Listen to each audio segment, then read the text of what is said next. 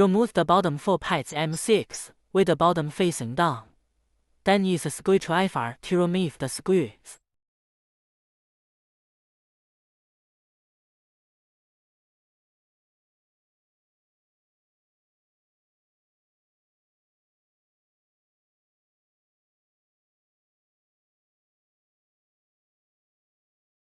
Next, remove the SSD cooling module.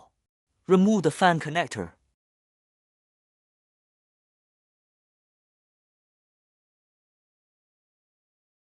Remove the 2 screws next to the network port and the AC port.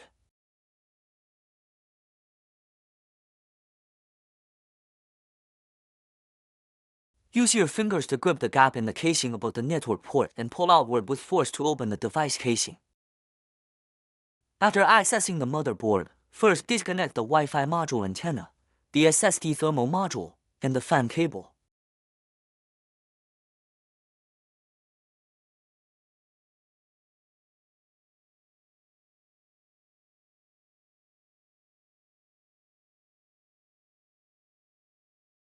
Remove the screws on the motherboard in sequence.